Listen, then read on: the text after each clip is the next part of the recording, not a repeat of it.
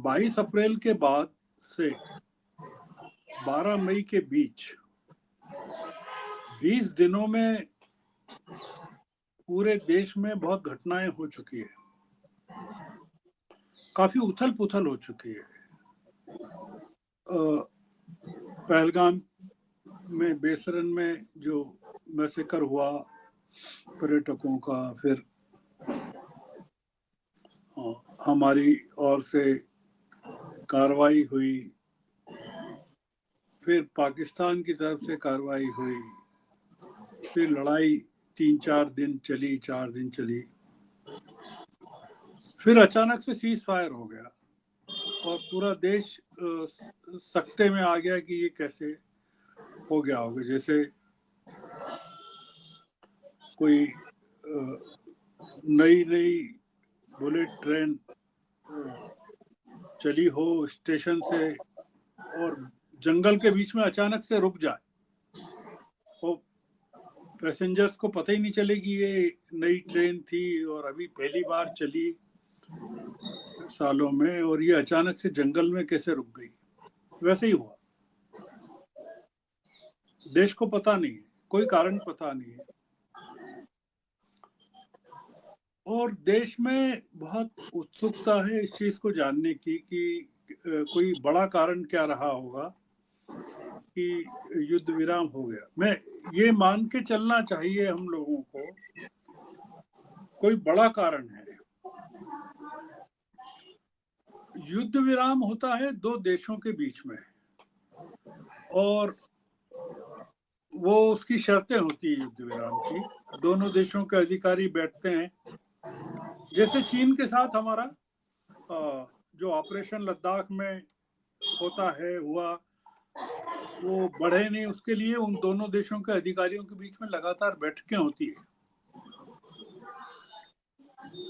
ये cease fire ऐसा विचित्र है कि इसमें कोई तीसरा आदमी कह रहा है कि आपका युद्ध विराम हो गया है और हम मान रहे हैं। 140 करोड़ नागरिकों का देश और पाकिस्तान 25 करोड़ का छोटा सा देश, और एक छोटे से देश को एक इतने बड़े देश, प्रजातांत्रिक देश के साथ बराबरी पे रख दिया गया। किसने रख दिया? एक 40 करोड़ के देश ने, 40-45 करोड़ के देश ने, अमेरिका ने रख दिया। और हमको समझ में नहीं आ रहा है, नागरिकों को, कि ये हमारी सरकार को चला कौन रहा है। अगर युद्ध विराम के निर्णय भी अमेरिका ले रहा है, तो क्या हम ये मान के चलें कि हमारे यहाँ की हुकूमत को भी अमेरिका चला रहा है, हमारी राजनीति को भी अमेरिका चला रहा है। और हम जितनी चीजें राहुल गांधी ने कही थी आज पिछले 3 सालों से, वो जो कह रहे हैं, 2022 में उन्होंने कहा था कि हम जो कर रहे हैं उससे चीन को और पाकिस्तान को एक कर रहे हैं। वही हुआ। ये जो लड़ाई हुई है, ये लड़ाई पाकिस्तान ने नहीं लड़ी है, ये चीन ने लड़ी है। पाकिस्तान ने कहा भी है कि हम चीन के विमान का इस्तेमाल कर रहे हैं। तो चीन के विमान का इस्तेमाल पाकिस्तान ने किया। तुर्की का युद्धपोत कराची के बंदरगाह पर पहुंच गया।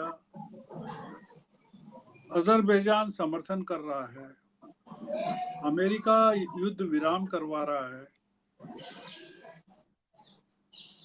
हमारे साथ कौन खड़ा है हमको पता ही नहीं है, किसी एक देश का भी नाम नहीं है। पाकिस्तान के साथ चीन भी खड़ा हुआ है, तुर्की भी खड़ा हुआ है, अमेरिका भी खड़ा हुआ है, और हमारे साथ कौन खड़ा है हमारे देश को पता नहीं। और ऐसा जो हुआ है, हमारी पिछली तमाम जो लड़ाइयां हुई है 1962 से या उसके भी पहले, जब देश पर कश्मीर में जम्मू कश्मीर में कबालियों ने हस्तक्षेप किया था, हमला किया था, तब से जो चल रहा है। कभी हमारे इतने नायक रहे, नेहरू, इंदिरा गांधी, लाल बहादुर शास्त्री, इंदिरा गांधी,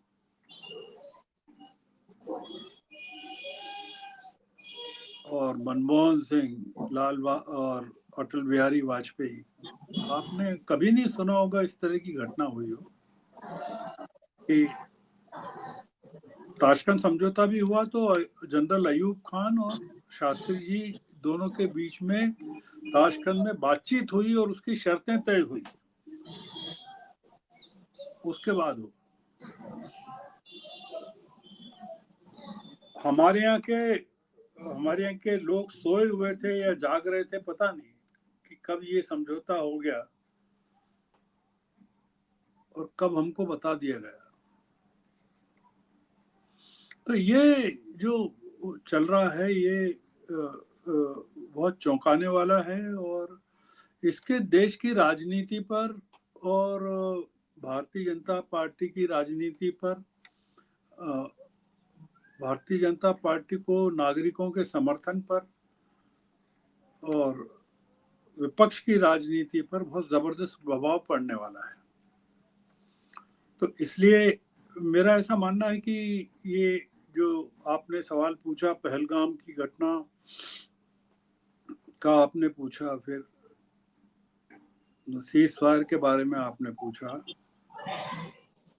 और फिर आप देख रहे हैं कि किस तरह से सांप्रदायिक ताकतें सिर उठा रही हैं देश में, ट्रोलिंग कर रही है, हमले कर रही है। आज हैदराबाद में कराची बेकरी पर हमला किया गया। विदेश सचिव विक्रम मिस्री के परिवार पर की ट्रोलिंग की गई। ये बताता है कि वो लोग जिनको जीत की आशा थी, विजय की आशा थी, कुछ जश्न मनाना चाहते थे, वो सीज फायर को लेकर बहुत फ्रस्ट्रेटेड है। सेना तो हमारी बहुत बहादुर सेना भी है, अनुशासित सेना भी है। वो 1965 की लड़ाई में लाहौर तक पहुंच गई थी, लाहौर के नजदीक तक। तो उनको कहा कि वापस आ जाइए, तो बेचारे वापस आ गए। आप कह रहे थे कि हमारी सरकार बार बार कह रही थी कि हम पाक ऑक्यूपाइड कश्मीर पर कब्जा कर लेंगे। हमारा ये कहना है कि आपने अभी जो ऑपरेशन सिंदूर में 9 ठिकानों पर हमले किए, उसमें सबसे ज्यादा तो पाक अधिकृत कश्मीर पे किए, सबसे ज्यादा नुकसान भी वहां पहुंचा है। तो आपने कब्जा क्यों नहीं किया? आप सेना उतार देते वहां। तो ये जो बहुत एक इसमें जो एक कुछ गुप्त सुरंग है पूरे मामले में, नई दिल्ली और अमेरिका के बीच में कोई सुरंग है, वॉशिंगटन के बीच में, और उसका पता किसी को नहीं है। उसका पता सिर्फ प्रधानमंत्री निवास स्थान और वॉशिंगटन के व्हाइट हाउस के को है कि उसमें क्या धमकी दी गई या क्या समझौता हुआ या क्या कहा गया कि ये करना ही पड़ेगा आपको, क्या कौन सा कारण कि पाकिस्तान भी मान गया। पाकिस्तान को तो मानना ही था। हम लोग इतनी ताकतवर देश हैं कि हमारी सेनाएं तो बहुत बहादुर हैं। पाकिस्तान तो एक पैर पे खड़ा था मानने के लिए, हम कैसे मान गए? बहुत बड़ा अवसर था, क्योंकि आपकी पूरी जो राजनीति है, भारतीय राजनीति, भारतीय जनता पार्टी की राजनीति, वो तो पाकिस्तान आधारित राजनीति है। आप तो पाकिस्तान को गालियां देते हैं, पाकिस्तान के खिलाफ बात करते हैं, मुसलमानों के खिलाफ बात करते हैं। तो उसी दम पर आपने वोट बटोरते हैं। आप चाहे पुलवामा का मामला हो या सर्जिकल स्ट्राइक हो, तो भारतीय जनता पार्टी सत्ता में केवल पाकिस्तान बेशिंग के आधार पर बनी हुई है। तो वो मौका छोड़ दिया मोदी जी ने कि जनता को अब वो के नायक बन सकते थे, हीरो बन सकते थे, इतिहास में अमर हो सकते थे। और जिस चीज के लिए ये कांग्रेस को दोषी मानते हैं कि कांग्रेस ने सरेंडर कर दिया, भारत का विभाजन कर दिया, कश्मीर दे दिया, पाक जो कश्मीर के 2 टुकड़े कर दिए, सारे आरोप जो लगाते हैं उन आरोपों को धोने का जो या समाप्त करने का जो मौका था वो खो दिया। अब वो क्या करेंगे, मतलब अब अगर नए सिरे से युद्ध करते हैं तो एक संभावना ये भी है कि ये जो युद्ध विराम है, सीज फायर टूट जाए। तो पाकिस्तान को इतना मौका जो दे दिया हमने तैयारी का, वो थोड़ा सा मुझे लगता है कि हमारे कॉन्फिडेंस के लिए ठीक नहीं है।